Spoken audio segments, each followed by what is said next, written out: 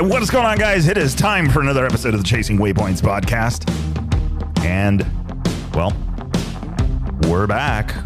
Baja 1000 is officially over. You guys are hearing the episode with Brian Kalari out of that Class 11 in the Baja Vita, guys. Heard that. You got David Black. We were talking about a little bit of rally stuff, but we are back because we have got a huge achievement. We've got a really awesome guest on the line with us today.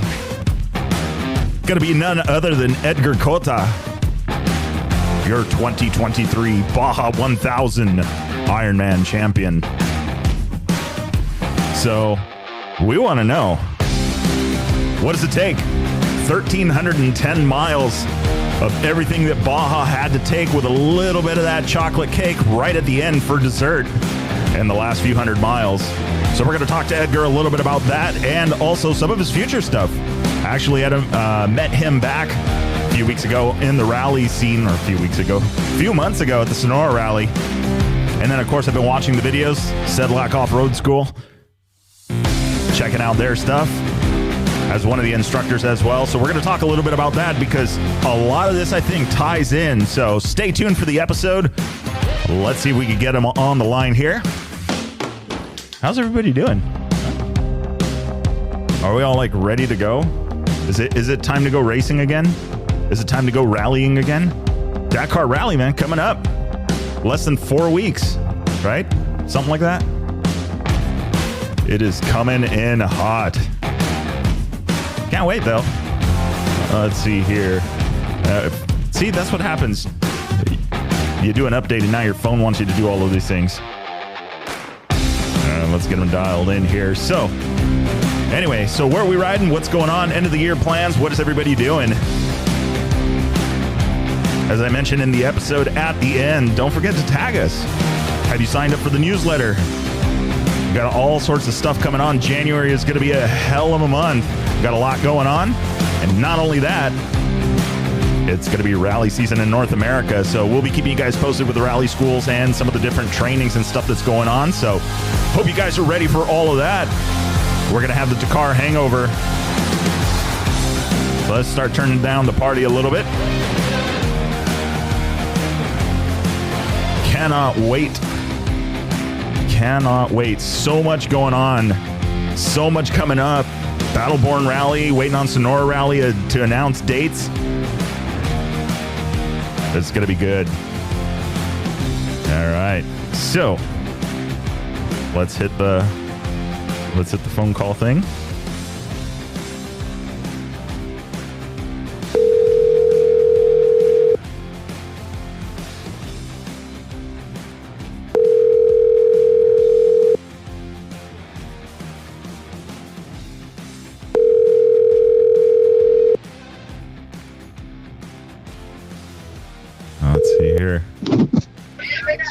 ¿Qué onda, Víctor? There he is. Buenas tardes. Buenas tardes, Edgar. How are you?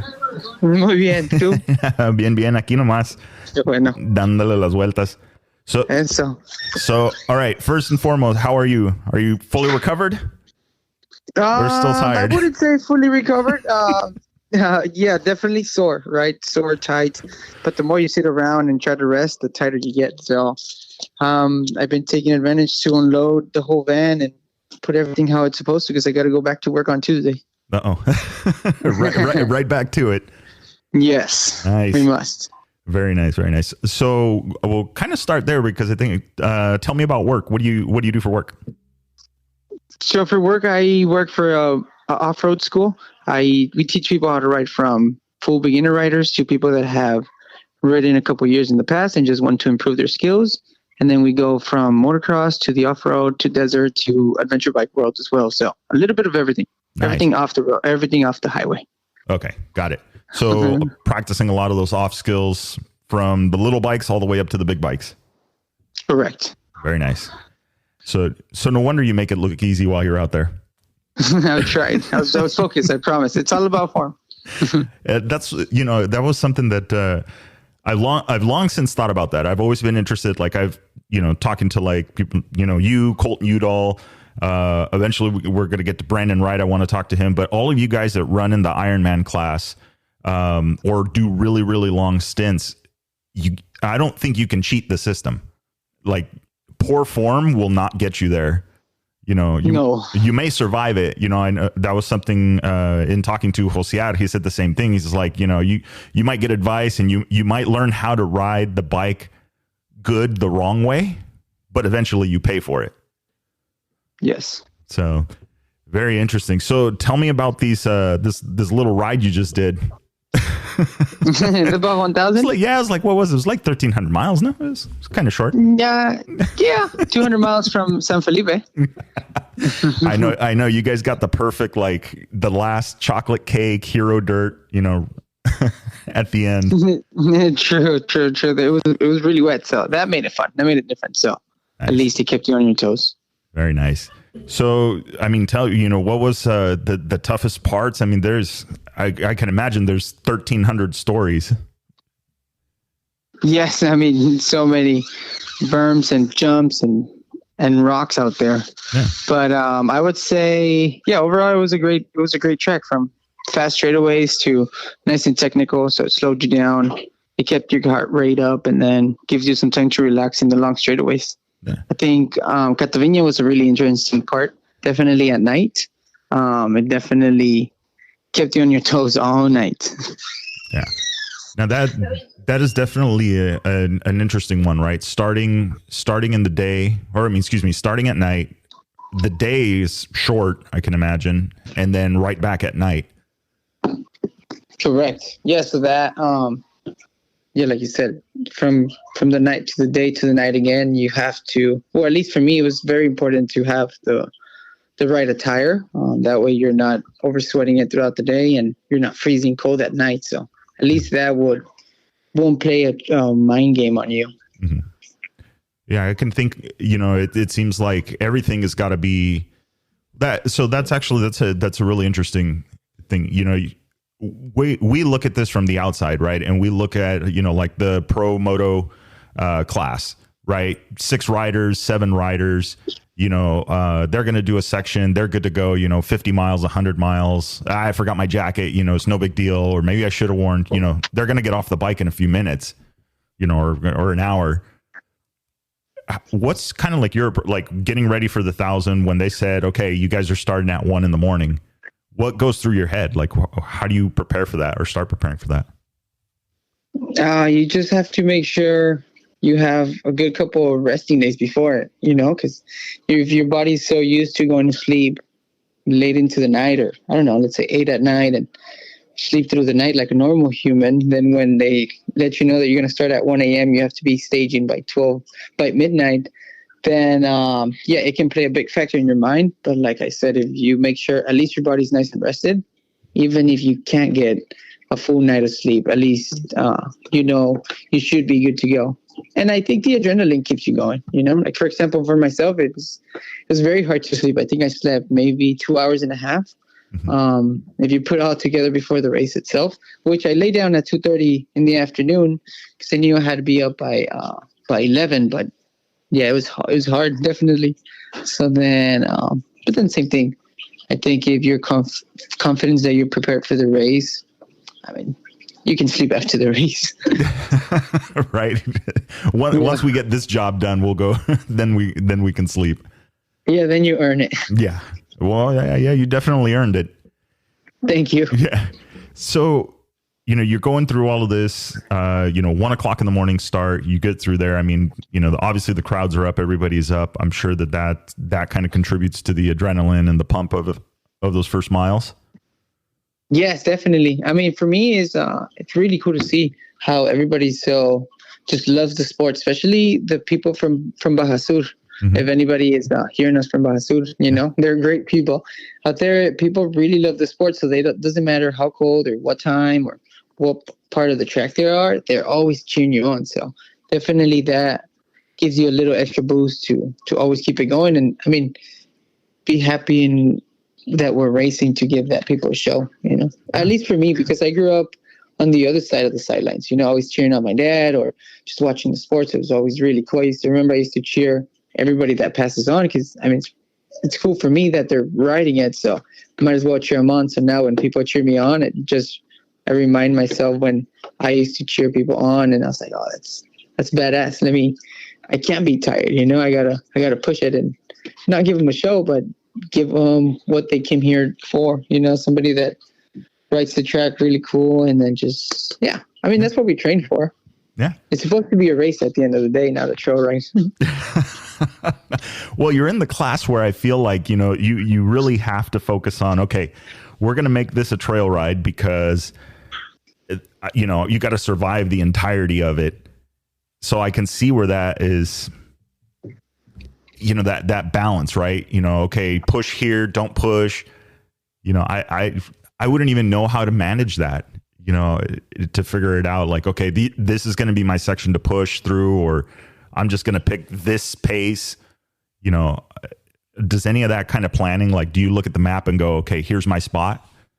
I think for a shorter race, definitely it's a good way of planning it. Mm-hmm. But if for a race this long, it's more like you take it as it comes. Make sure in the morning you start off nice and relaxed, because it's just the start of the race. You can't win it in the beginning. So just kind of survive through the night, find your flow, and then make sure the bike's running right. After that, the sun comes out, so it's much easier to go faster. And then at the same time, you start feeling better, so you start pushing it a little bit. And then once you start feeling a little bit tired, then you slow down your pace just to conserve energy, and then you recharge your body, so then you push again. And then when the second night falls, it's all about same as when you started, survive the night, especially because it's the second night, you're usually 20 hours in. So then by that time, surviving the night, I think it will make the last push throughout the day that much funner and safer, just because you weren't going crazy the night before and not really knowing where you're going or what's right in front of you. So you're always reacting as it comes, other than you kind of cruise through the nights, then you can always make up some time during the day. That's what I think. Yeah, where you can see better, where everything is more apparent versus into the night. So yeah, well, at least where it could be a little bit safer, because it's always scary out there. So if you push where it's really difficult, then I think you push at night, you start pushing your luck a little bit. Other than if you push throughout the day, you can see a lot more what's around you. And at least for me, it's easier to gauge it, especially when we don't pre-run, Yeah. So that was, so there's kind of two questions to that. So from the start, moving on, like I come more from a car racing experience, and it was like, you leave the starting line, you got to give the car a few miles to warm up, loosen up, and everything get, warmed up and ready to go. And then you start finding your pace. What is that like on the bike? And especially for you, you're going to ride so many miles. Like, is it kind of the same thing? Okay, I got to chill for the first 10, or how do you know it's like, okay, time to go? I think it just depends on the class you're racing, right? Because if it was for myself and I was racing the class that there's that you got some teammates on, then you have to be on fire as soon as you get on the bike and until you get off the bike, because you're trying to get as fast as you can. So, but in this case for me, it was more about hopping on the bike and making sure, like you said, the bike's working good. I feel connected with the bike, and then slowly but surely, if you focus on your form and have fun, the speed will come to you. Other than if you start looking for some speed and you start making mistakes and you just start working the bike more than what it needs to, at the end of the day, you end up getting tired a lot sooner. And then at the same time, it's not fun, because all you're doing is chasing around your bike. At least that's what I think. Yeah. Yeah. You're expending precious energy on things that you don't need to. Correct. Just because you're trying to look for that speed when, it should come, especially for that long time. Yeah. So that's an interesting one. So, right before we jumped on the mic, we talked, I put a post up on the Pro Moto Baja group, and Gio Spinelli had a good question. And this is really good is, what kind of training do you do, like going into a race like this or before? Because obviously the pace, what you had, 6.5 hours, almost 7 hours on the next bike. So a consistent pace, was obviously it, because you just kept walking and walking and walking. But what do you do to train for that? I'm working right now. I'm lucky enough to work with a great trainer. Mm-hmm. So what we've been doing is, because the cardio, we have it, right? Luckily I'm always on the bike because that's my job, mm-hmm. Monday to Sunday. So I'm always on the bike. So I'm always working the same mechanics. But then after like I work on every other muscle that I don't use while I ride. That way everything else is linked.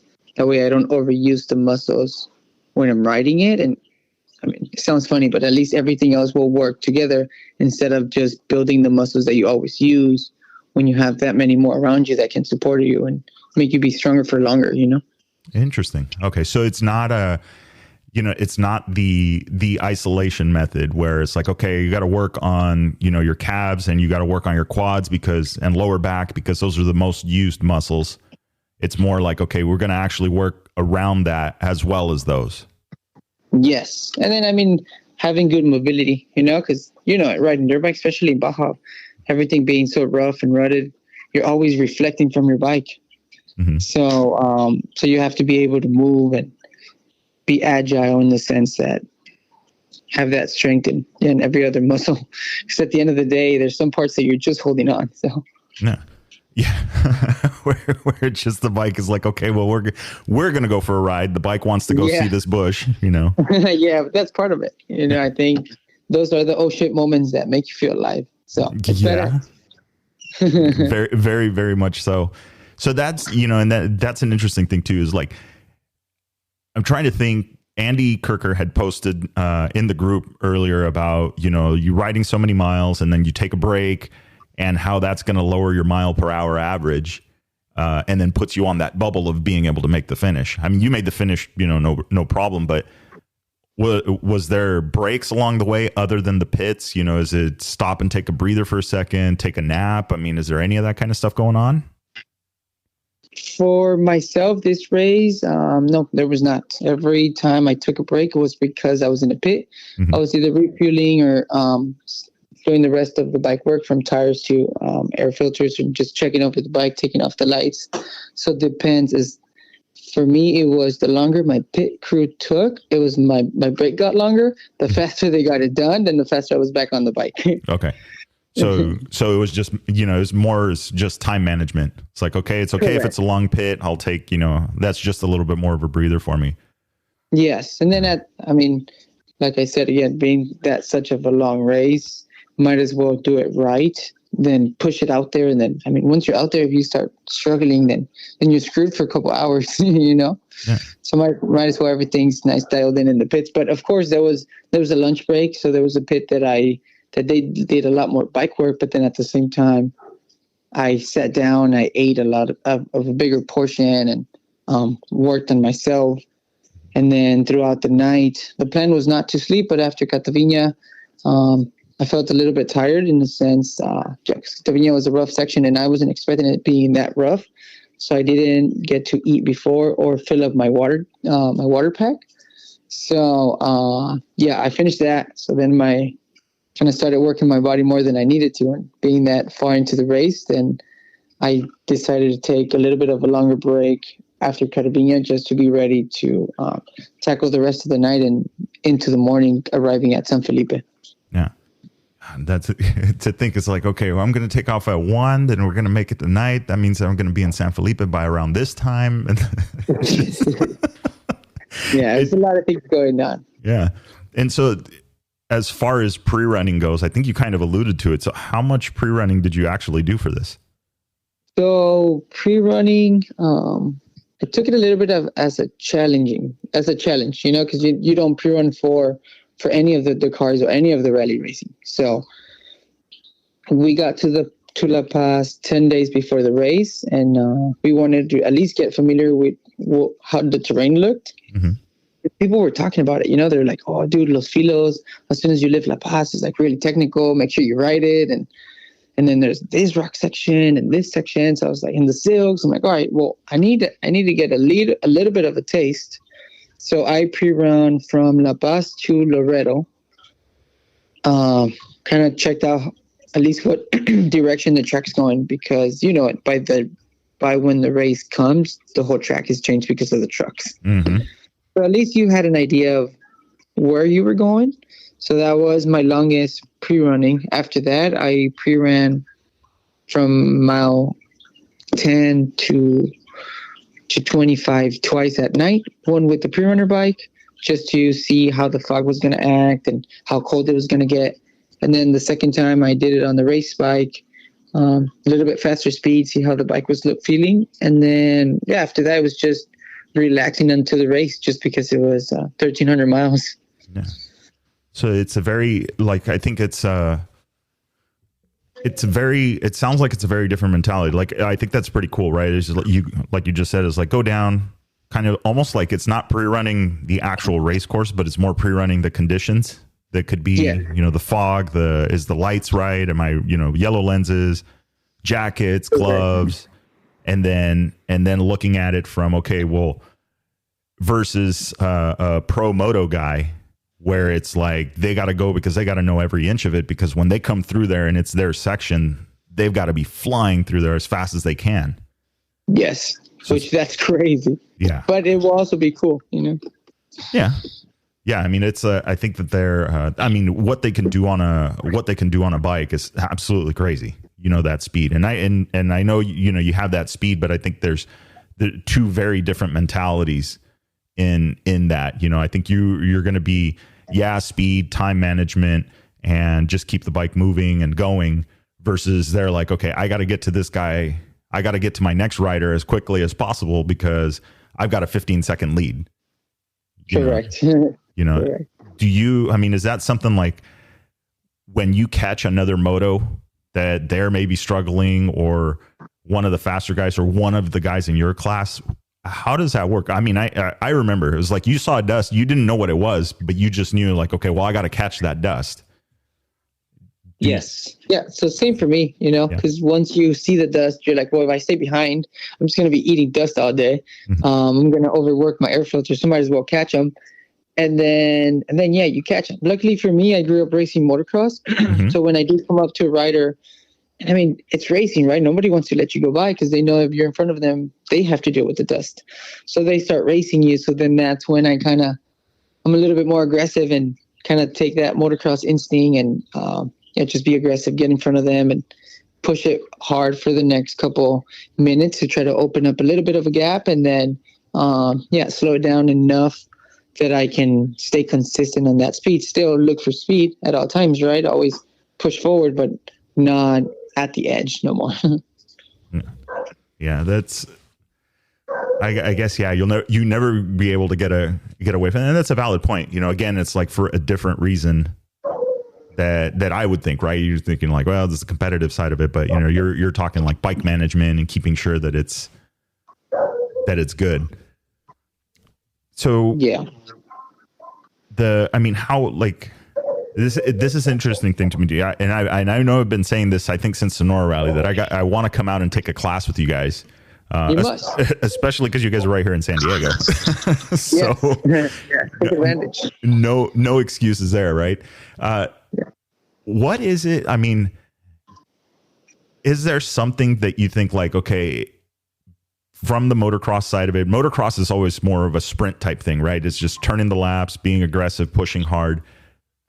Running an Ironman is more the long distance and energy conservation. What's the training for something like that? Like, okay, if I wanted to go and do that, and I said my aspiration is to go race and go do training, would you recommend like an Ironman type thing, or like rally where it's long days on the bike for multiple days? What is it like? Is it mainly, is it technique, focus on that, or is it strength? Is it where would you start me?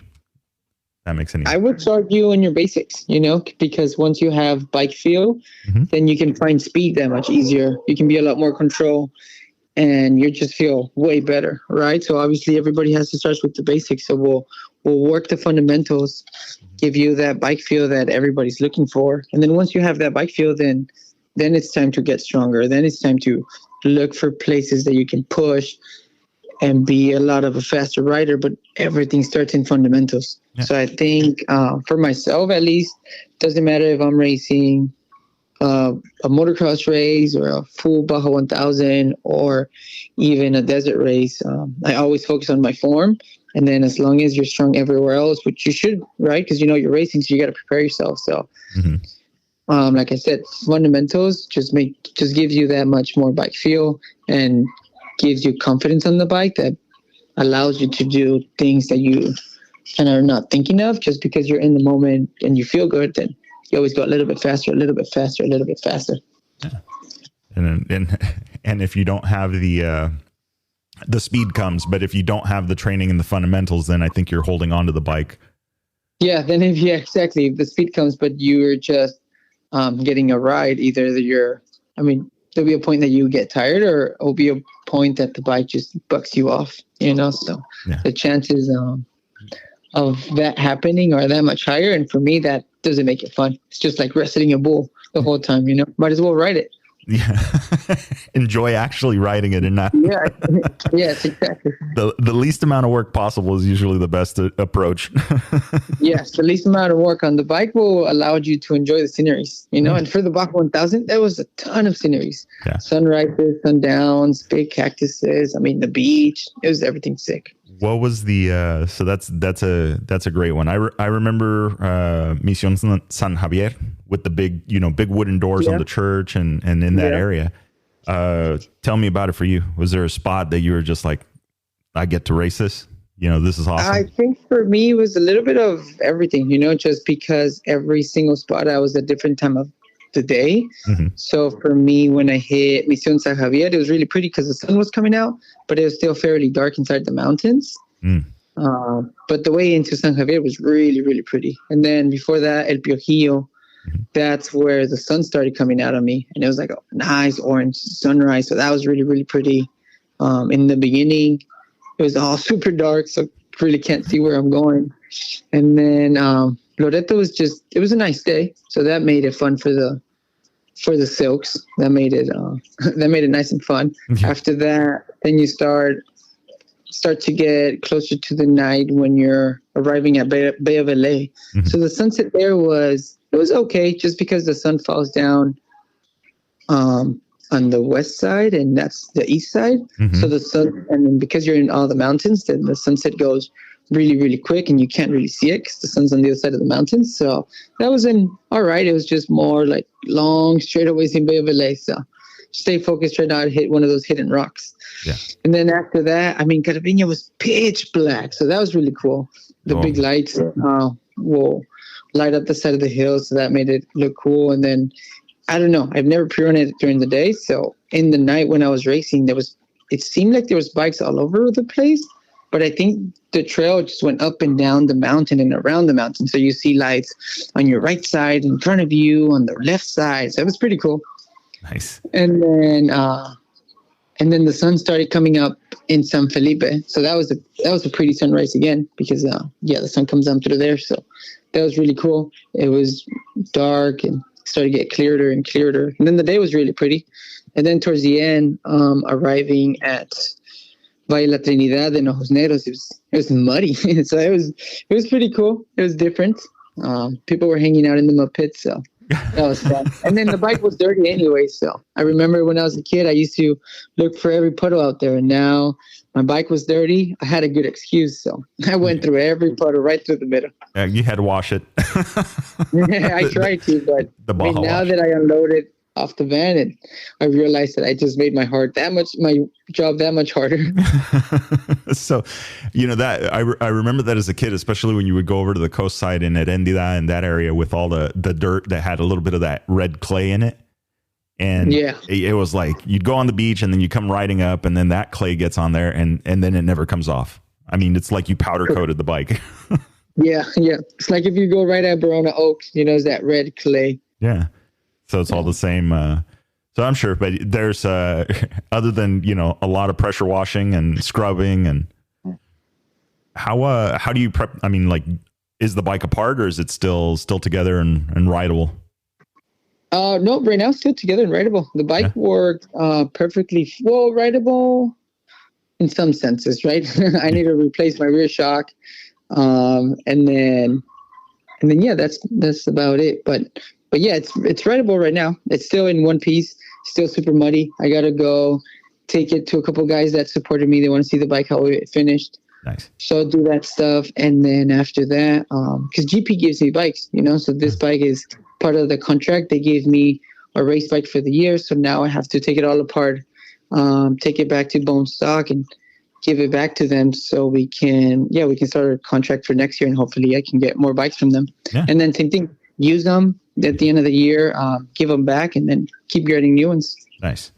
So that's an interesting thing. So you're on gas.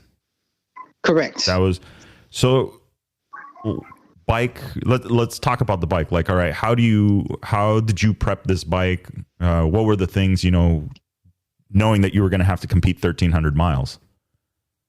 Knowing that I had to compete 1,300 miles on this bike, so then I know that stock works really, really, really good, especially for durability. Mm-hmm. So I make sure, I had a fresh engine, everything, OEM parts.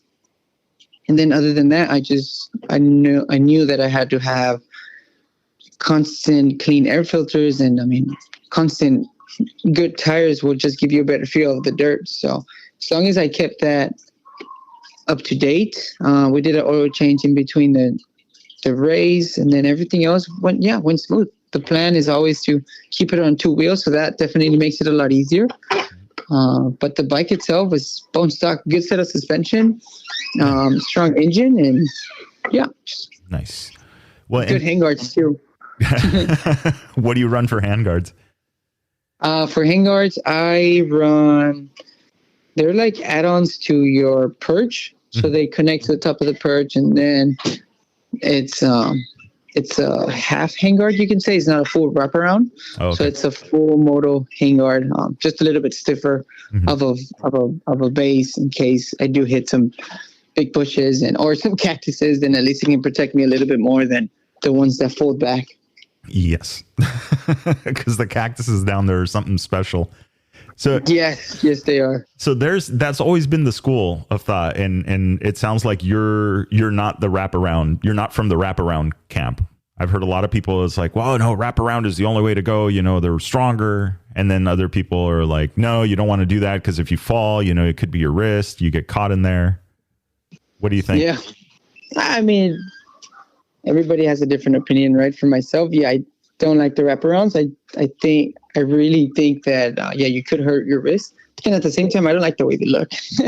So I like, I'm a full moto kid. So I like when they look nice and aggressive and sharp. So yeah, I keep the half ones, and I found these ones that are really, really good. So I enjoy them. So you're keeping that set up. And then something I'm a bit of a bike setup nerd. I love working on bikes. It almost feels like more than I do riding them. Which it should be the other way around, right? But I think you're one of the few, at least that I've seen, and it's more prominent, or maybe because the how often your social media game and you guys you're always riding. I think you're one of the only guys that uses Enzo out in Baja. Is that true, or? I think so. I think so. I use Enzo when I used to race motocross, and I love the way they're set up, or their suspension feels and works, and how good the guys are in the sense of helping you out whenever you have a question, and how quick they are, and just returning your stuff and just everything that you need. They're always there and ready to go. Mm-hmm. So I talked to them, and they said, we have an off-road setup. At least that's a good base to start. So I've been using them since I started racing 2021 in Score. I raced the Ironman season 2021 in Score, and then I didn't race it 2022. I focused a little bit more on the rally, and then this whole year again, 2023, I've used Enzo every other race, and I love it. It's nice and plush, but at the same time, it's stiff in the sense when you need to bottom out, or you hit a couple good rocks or a couple good holes. So it holds up really, really good, and I love it. I love the way that it looks. It looks aggressive. They always give me a cool, a cool setup in a sense of like they know what you like.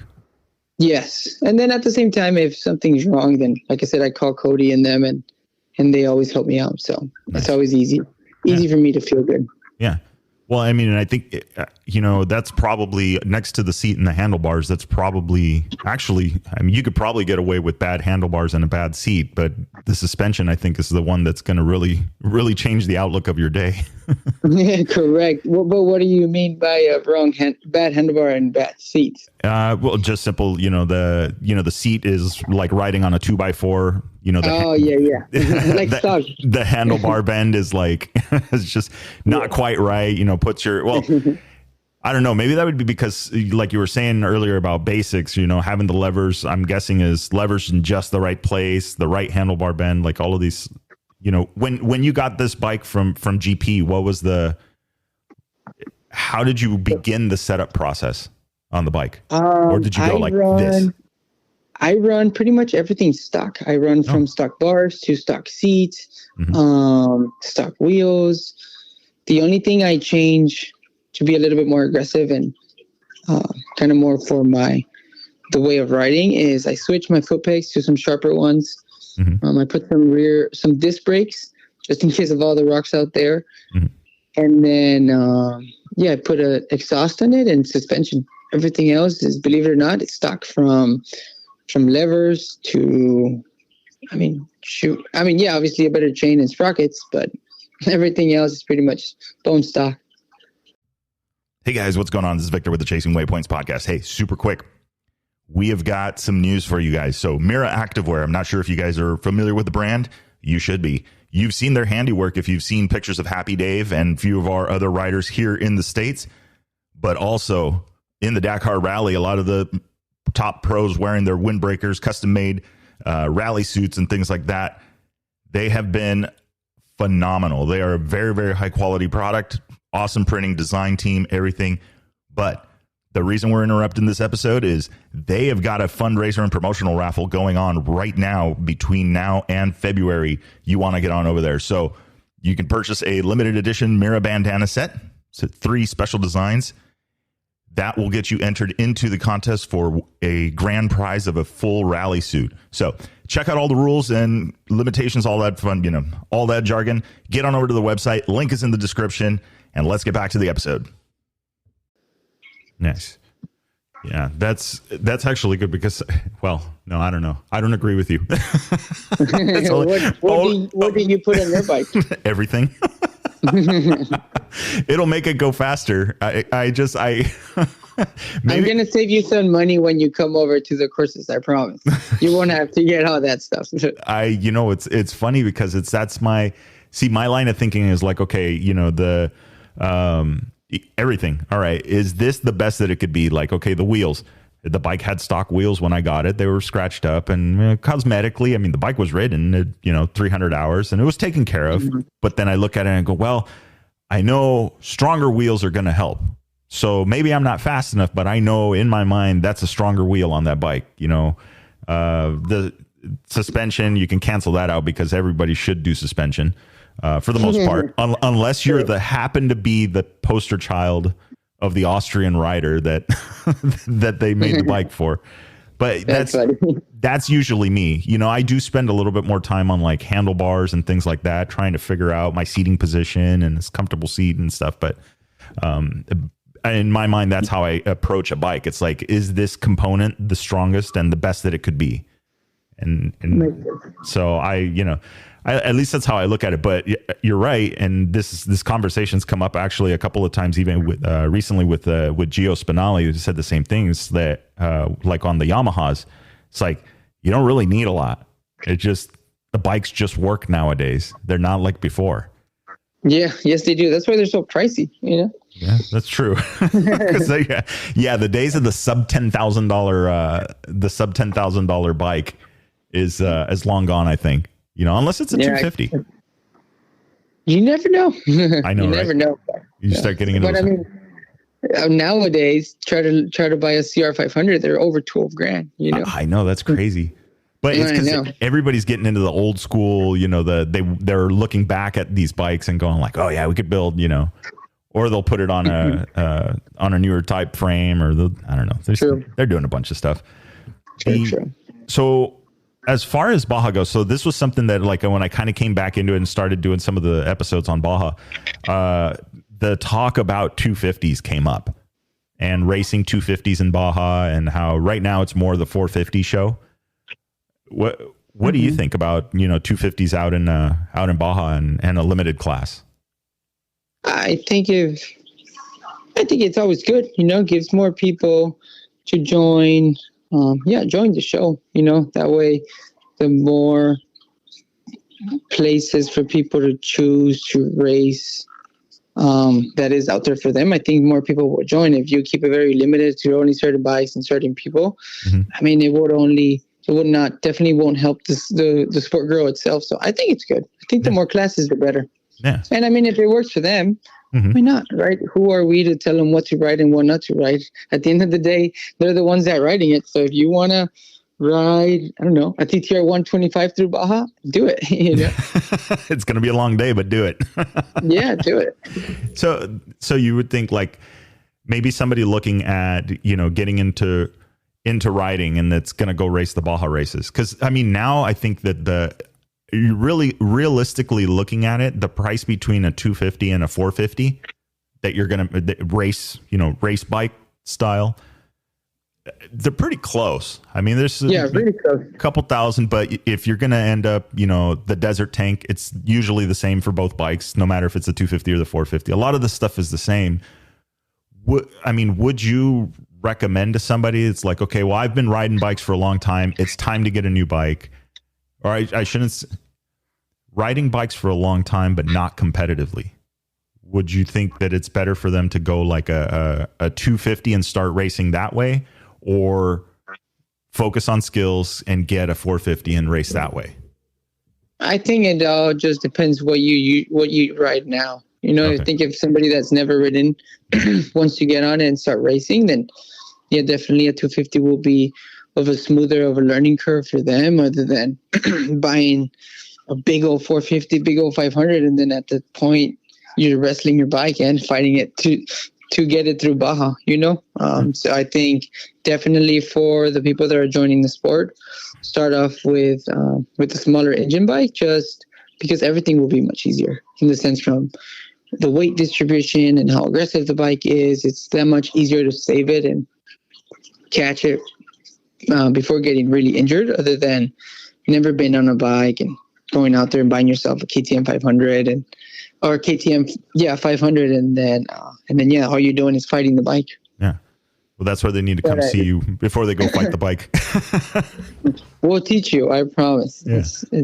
It's good. It gives you that much better better day of riding your bike, other than fighting it and not enjoying it. So what is the and that's a good one. I'm signing myself up for this one, because I know I'm going to be from guys that have been kind of right. Like, I consider myself a beginner intermediate.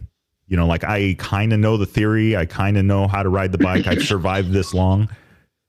Is there like a usual like thing you guys notice with riders that have been, I know how to ride a dirt bike, sort of. Is there? Yeah, everything falls back to basics, from riding on the balls of your feet, to start dropping your heels a lot more, to keeping the bike nice and tight and the knees behind the gas tank when you're standing. We also see a lot of people ride with their elbows down or looking straight at the ground. So it's a lot of similar things that people do wrong. But again, if they've never really got taught or look into it, then how do you expect them to know all those stuff? I think definitely everybody should work on fundamentals. And then once you got fundamentals down, then it's a lot easier to learn everything else, other than trying to learn the harder stuff without learning. It's like learning how to run before walking. You got to walk first. Yeah. But it's difficult, especially if you've been riding forever. And yes, you know how to get out of the clutch and you can kind of get around this stuff. But if you don't slow it down and work on what's really hurting you, then it'll be that much harder for you to keep improving and at least being a safer rider and consistent, because that's, I think, the biggest part of it. The more you work on your form and have the fundamentals down, then you become that much more reliable on your bike and are able to ride it for that much longer of a time without going through a lot of crazy old shit moments. Yeah. Those come quick, man. Oh yeah. Oh yes, they do. They don't warn you. No. And that's why the sport's so good. Yeah, I know.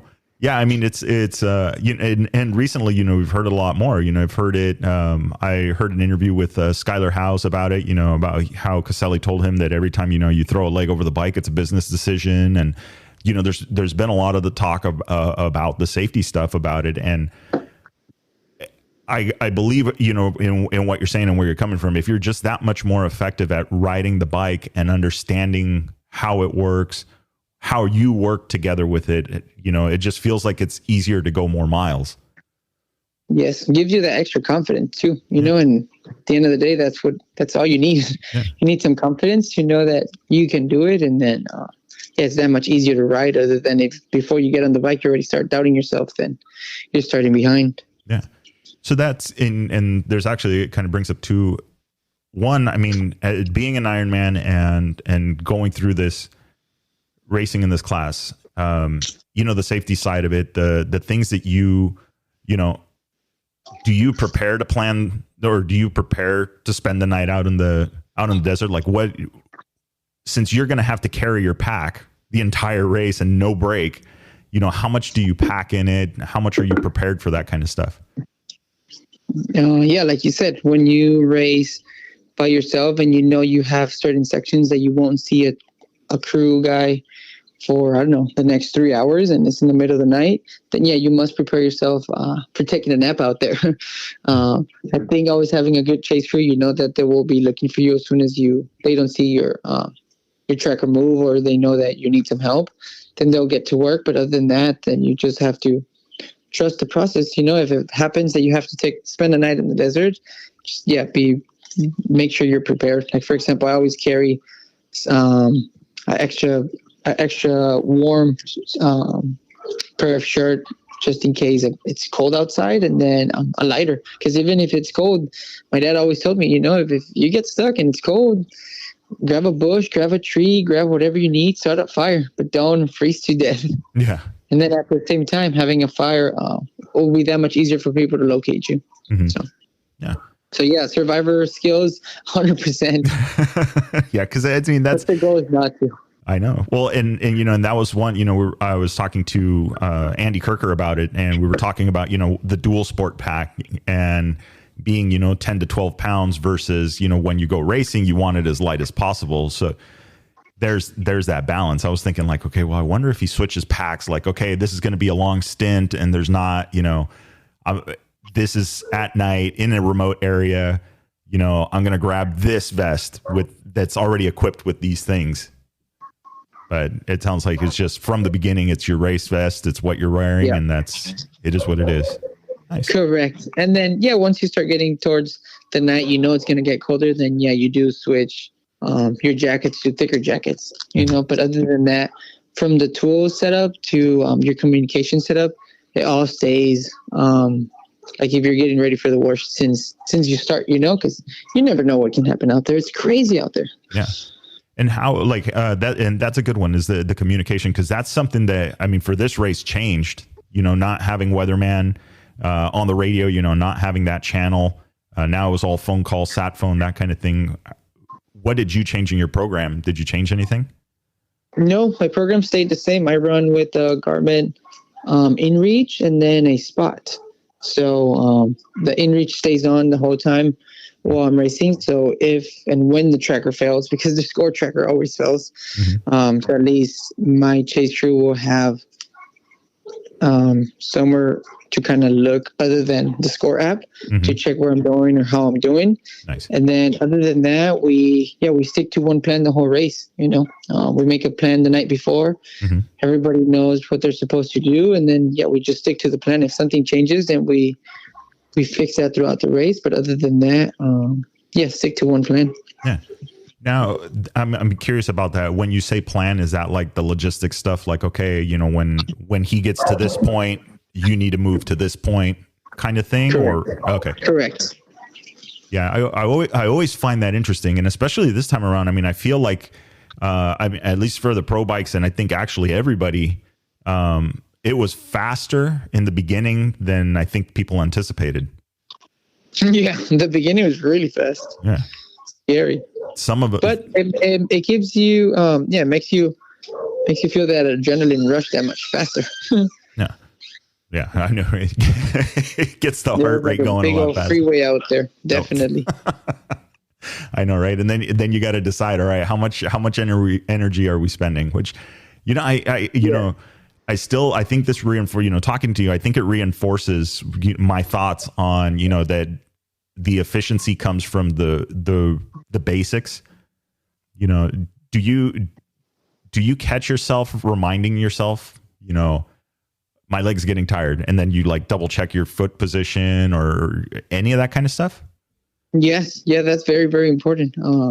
Because once you start feeling something off, then you must be doing something wrong. So always go back to basics and make sure you're in the right body position. And I mean, at the end of the day, riding 1,300 miles, your whole body's going to hurt, right? So at some point, you just have to learn how to deal with it. Yeah. But yeah, if it's the first couple hours and something's not feeling how it's supposed to be feeling, then you must be doing something wrong. So just double check yourself, like people say, check yourself before you break yourself. Yeah, I know, right? Yeah. And it gets, again, you're 1,300 miles. It's a whole nother mentality. If it was a San Felipe 250, it's like, all right, well, this is going to be over in no time. Yeah, it should. So I got there's another question that popped up here on the post on Pro Moto Baja Racing about what you eat and electrolytes and nutrition. Is it, let's see, what do you eat? What do you use for electrolytes or nutrition or protein? That was from Rebecca. Okay, so for all of my kind of, you can say, diet while racing, I work with this guy named Derek King. So he's a sports scientist and strength and conditioning coach. So he has me on a great diet. So we try to eat very lean, very clean, just so your stomach doesn't feel upset and you always feel light. But then at the same time, you have enough like protein in your body that you also feel strong. So for example, I would only eat, depends every pit, right? Because I like changing it because you get bored of eating the same thing over and over. So it was either in between small portions of rice and chicken, rice and salmon, and then different type of fruit, from melon to blueberries to strawberries to grapes to bananas. And then for my hydration stuff, I drink a couple supplements from hydration supplements. And then I also use ketones, just stuff that would maintain my energy that much longer instead of just sweating it all out. And then eat consistent, every time you stop, make sure you eat. Because the more fuel you put in your body, then the longer you can go. The less fuel you put in your body, then you start cramping up. And then that's when people really start fighting it and struggling. So as long as you stay up to date with putting fuel into yourself, then you shouldn't run out of fuel. Yeah, you should be. So, I mean, this is a whole program for you. Everything is kind of like calculated, especially on race day. Yes. Yeah, especially. Well, couple months before race day, then you start doing that diet, see how your body takes it. And then from there, if your body likes it and you like the way you feel, I mean, why change it? You know that works. Yeah. The last thing you want to do is change something at the end of the day, and then you're shitting your pants. I know, right? You're leaving it all out there, literally. Yeah. So that's, and that's an interesting one for me is, a few months back before the SoCal rally, we went out and did a ride, and I hadn't ridden a dirt bike in forever. And then again, an adventure bike at that point. But I remember at one point it started raining. We were in some canyons and it was just beautiful. But mentally, I remember switching. At one point I was like in survival mode. Like, okay, I just got to make it to the end of this ride. And then it started raining and then you kind of get your second wind. And all of a sudden it goes from survival mode. You go back into like, I love this. I'm so glad I didn't turn around. I'm so glad that I was out there or didn't give up. Was there some mental aspect of that during the race? I mean, did you get to a point where like, okay, time to switch it off, survival mode, I just got to make it to the end, or how does that work? I would say I learned a lot from the first Baja 1000 I tried to do. I tried doing the Peninsula Run 2021. And on that one, I mean, I didn't know what I was getting myself into, honestly. I don't think anybody knows, right? Yeah, you can, I know, you can right? watch so many movies on YouTube and think that you know what you're getting yourself into, but you really don't until you're there. So the year 2021, I had the same mentality at this time, try to push as long as I can, and let's try to get to La Paz as fast as I can, try to make a record or something, make it count. Yeah. So then I started pushing, and everything was good, but then I started having some bike issues. So then that started messing with my brain. So then that started kind of getting me tired a lot quicker, like me worrying about a lot of other stuff other than what was coming in front of me. So then that just made it that much harder to ride it.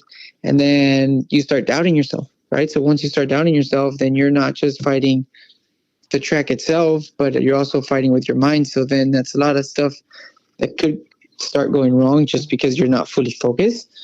So going into it this year, I said, okay, everything should be as smooth as I can. I've done all my preparation. I can, at least that's what I think. So everything should go as planned. So just take it step by step. Yes, there is sometimes that it will be difficult moments. There will be sometimes that you're like, man, what am I doing out here?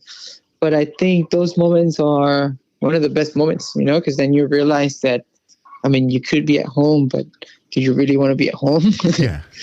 So it's just, I guess, just being mentally strong in the sense of just know that hard times might come, but there is always a brighter side on the other side. As long as you don't give up and don't stop pushing, it can only get better, right? I don't see how it can get worse. And if it does get worse, then it should get better anytime soon. Yeah, it's just a situation which isn't permanent. Yes, exactly. It's just 30 hours. You can do whatever you want after those 30 hours. And just make it happen. So that's just make it happen. Yeah, I mean that is awesome. I mean, because it's obviously 100%. It's a mind game, and focused, having the fundamentals down, having all of these, just so much goes into it in 1,300 miles. It's this time around, and actually it doesn't matter. Any of these races, that it's going to be just you versus the rest of the race course. I think it's a very interesting, how does the mentality go? Like, do you talk to yourself? Do you, all of these things, that's that go into it. So let's see here. We got more. So I got two more for you, and then we'll let you go because it's Sunday evening. I'm sure you want some more sleep. Okay, so it's a pleasure talking to you, Victor. Yeah. You're a great guy. So I always listen to your podcast, so it's pretty cool. I listened to the whole Giovanni Spinelli one. So yeah, it's sick. Nice. Well, you're gonna be. There's a lot of it's interesting because I posted that in the group, and I like it because people are asking questions that I'm bringing to you. And one of those actually is I think we kind of covered it, is from Tanner. He's saying number one tip for a first time Ironman competitor. Enjoy it.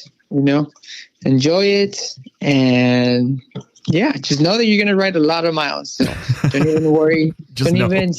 Don't even doubt yourself that you're going to get tired. Just know that you're going to get tired. But, at the end of the day, we ride because it's fun. So always look the bright side on it. Yeah. Good. All right. So just don't overthink it. Don't overthink it. You're going to get tired. You're going to get, you're going to get beat. Ride your bike. Yeah. You're going to get beat. No doubt. I hear you on that one. So, and it's interesting. I'm looking at the pictures, and every picture, I don't think I've seen a picture of you where you're not on the balls of your feet with your ankles dropped. Thanks. I take that as a compliment. It's crazy because, thinking about it, like, are you saying, that's, you go back to the same thing, that it's the fundamentals of it. And I've seen pictures from everybody, you never really pay attention to it, but then you start paying attention to it and you start to see people are like, their foot's just a little bit forward. It's never like, I've seen people ride in many different ways. And I always go back to what, Jose said, that people can get really good at riding the wrong way, and it's okay for them, and they'll work and they'll never have an issue with, but then you go and you start learning some of these techniques and invest in that. And then all of a sudden the bike is another, like, whose bike is this? It turns into something else. So, correct. All right. Last question, Dakar. and rally racing. Yeah. I know you were gearing up for it. Do you have plans? Are you looking to still go back into doing some rally stuff? Yes. Rally is my main goal. That's on top of the pyramid. The only thing is the budget. The budget for me gets really difficult, especially going into the rally scene, that it's at least twice as expensive as the Baja stuff. So luckily I have all the support that I can do. I could do the whole score season proper in a way, from bikes to parts to people helping me out. So then that's what I focus on this year, just because I don't have the money to go race rally the proper way. I don't want to rush it, right? I don't want to make it happen with $5,000 and then show people that I can't really make it work. So might as well, if I have everything to make something happen really, really good. So I put my mind and focus to that. Just kind of put myself out there, show people that I can, and hopefully one of these days I can, get some help from somebody to start racing the rally world how it should be. But yes, definitely next year I'm planning to do rally racing. I don't think I'll race the Baja. I'll try to focus on 3 rallies, and then hopefully I get a ticket to race my first Dakar 2024. That'll be the goal. Nice. All right. Yeah, that's going to be... What's going on, guys? Victor with the Chasing Waypoints podcast. All right. Are you looking to promote your brand to a worldwide audience on the podcast? Drop us a line at podcast@chasingwaypoints.com and let's talk. See what we can do about getting you some more ears for your company and getting the word out worldwide. It's interesting because the way I look at it is that you're from the Ironman side of it. That's what it is. It's long days. So for you to go ride a long day and then have an actual break in the whole thing, be able to get off the bike, change out of your gear, get ready, focus on yourself, and then the next day do it again. I think that lines up well with what you're doing now, where it's not, I'm going to say it's a sprint race, although I know that a lot of it is pacing yourself and doing that, which I think is super huge. And I think yes, I think it's leaving you some bandwidth for the navigating, because from what I hear, or from what I know and understand is riders, you can ride really, really fast and not know how to navigate, and you're going to have a really long day, correct. So if you have that balance, right? You have the technique, you can ride long periods of time, no problem.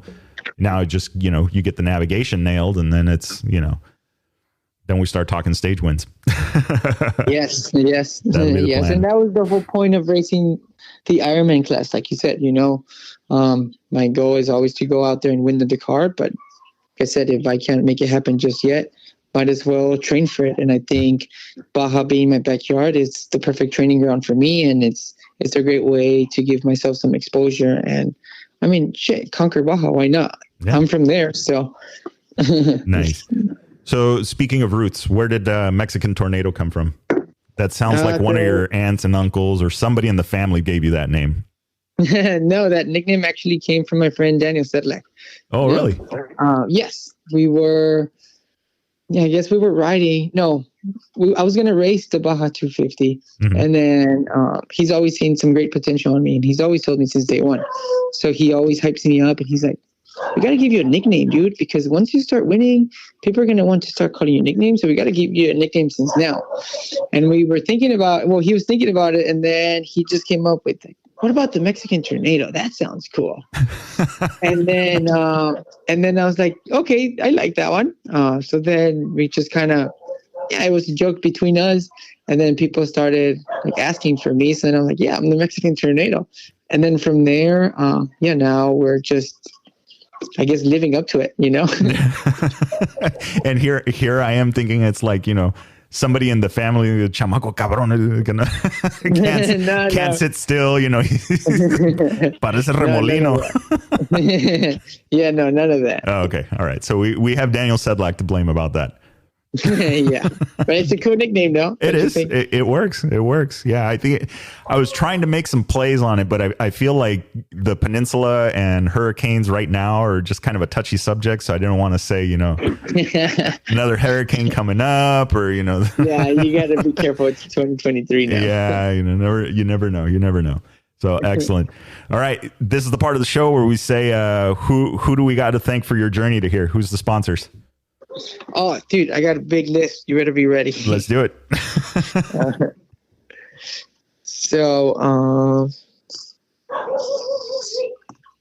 I would like to start by thanking GP, right, from giving me all my race bikes. And then from there, we'll go, the school that I work for, Sedlak Off-Road School, gives me a lot of good connections that make this dream come true. You know, most of the sponsors that I have now, I met them through the school because they came and trained with me, and then they asked me about the story. They liked it, so they're willing to support it, and here I am. Everybody else just been supporting me throughout the years, from Gen Pro Commercial Cleaning to Viewpoint Brewery, from DWS Power Sports repairing my bikes and kind of make sure I have everything to go for when racing comes. O5 Motorsports from North Dakota, they're also great out there. They helped me out a bunch. Mita Tires, TBD MX Graphics, Ink Throwers for making the sick t-shirts, the Mexican Tornado t-shirts. So they will be a Mexican Tornado t-shirt Baja 1000 championship coming up, and it should be around Thanksgiving, like Black Friday. So yeah, I'll send it to you. Yeah. Very nice. And then Enso Suspension, great suspension, DK Wellness, making my nutrition and getting me ready for this race. That was a big one for this one. Edmund Builder, Star Equipment Rentals, FXR Racing, GPR Stabilizer, my uncle PEM, my other uncle Alcota Windows, and then Treeline Private Security. Bo, he was kind enough to let me borrow his van to go take out to Baja. You know, usually I ride out with my dad's truck and my other friend's truck, but I've been working with Bo throughout the school, and then he wanted to support the program, so he asked me, he's like, well, how can I help you? And I was like, oh, well, any way you want. Every help is welcome and appreciated. He's like, well, what about I let you borrow my moto van? So he let me borrow his moto van, so that was much easier to do the pits and be comfortable for the rest of my crew, and then as well for me.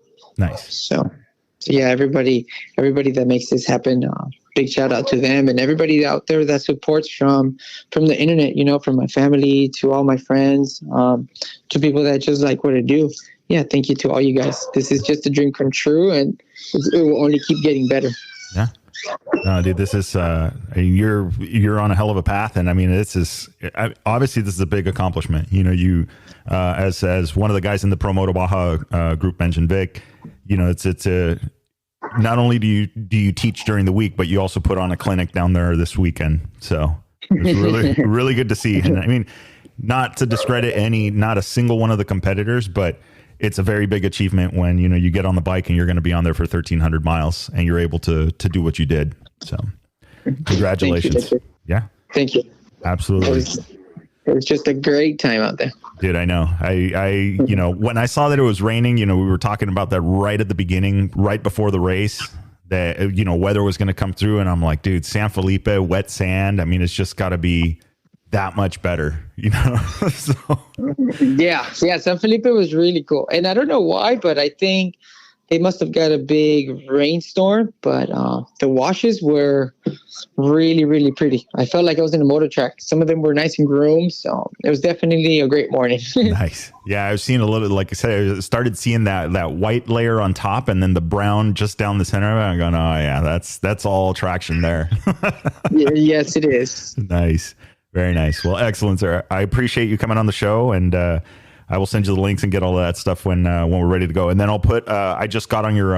I posted your website on the group, but I'll put a link in the description too, so people can head on over to edgarcota.com.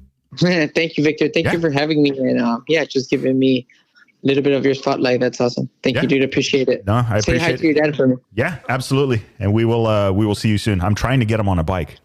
He doesn't know this, but I'm trying to get him on a bike. If he doesn't have a bike, I have a bike for him and gear. So all right, shoot him my way. All right. Awesome. All right, amigo. All right, have a great night. Thank you. Happy Sunday. Happy Sunday. See you. Bye. All right, there you have it. The Mexican Tornado, Edgar Cota. So this was pretty awesome. Actually, I liked the putting in the group about the Promoto Baja and you guys asking questions and doing that stuff. I think we got some really good answers from it. It was really good to see that at the time. So you guys will be hearing that. If you're hearing it now, I dropped some names there. Gio, thanks. Hey, we talked about that video that you posted. I'm glad that things went the way that they did. I'm a wholehearted believer in that. So it was really, really good. Great event situation. I'm going to touch on that briefly without necessarily being worried about cancel culture in this, but there was a very big incident down there with one of the riders. And it is very unfortunate. And I'm not going to comment any further than that at the moment until we have more information, because I have been in and on the receiving end of phone calls and needing to issue assistance and do these things and dispatch and doing all that stuff. And if there's one thing that I know is that you have to have all the information, period. There's no two ways about it. And I'm not going to condemn anybody. I am more concerned about the rider safety and that they are doing good and that they pull out of this. The next race, the next thing, whatever happens, whatever gets adjusted, people know when mistakes were made and how to fix mistakes. We're all adults. And so I'm saying this from a place of I care deeply about racer safety, and that needs to be the main focus for a lot, and actually not a lot. All of these events, rider safety has to be a focus. Things that could have gone better, yes, absolutely. But right now, there's a rider that needs attention. There's a rider that needs those positive vibes. We need to focus on that. And then we can go back and we can focus on what were the things that need to be done, how things could be done differently, and look at this from 50,000 feet and then start honing in on it before everybody goes off. It's a very emotional situation right now. Again, it's all about the rider right now. It's all about rider safety. There's multiple riders that had incidents down there. So again, I want to drive this home. Rider safety is number one. We need to focus on that right now. We need to focus on those riders, helping any way that we can.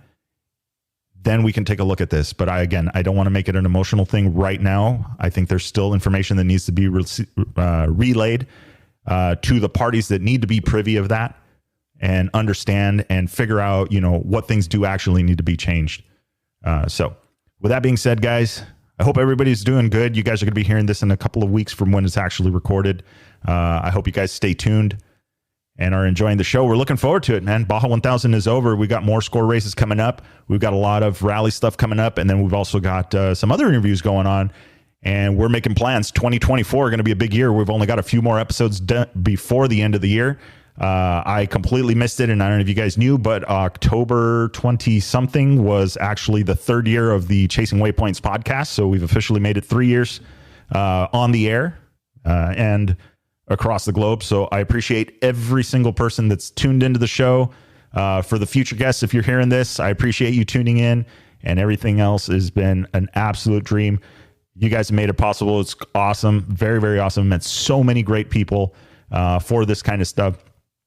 In the Baja community, in the rally community, it has been an absolute ride. And I'm talking people from the Dakar, from the organization, the ASO, guys in Score, guys at Sonora Rally, guys at Baja Rally, all of the competitors and everybody, it's all a moto family. So looking forward to having more people on the show. Hey, what do you guys want to see for 2024? Drop me a line.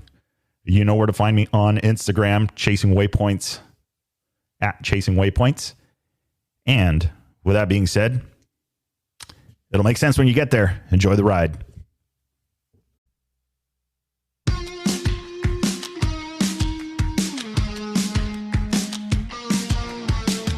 All right, that is a wrap for the Chasing Waypoints podcast.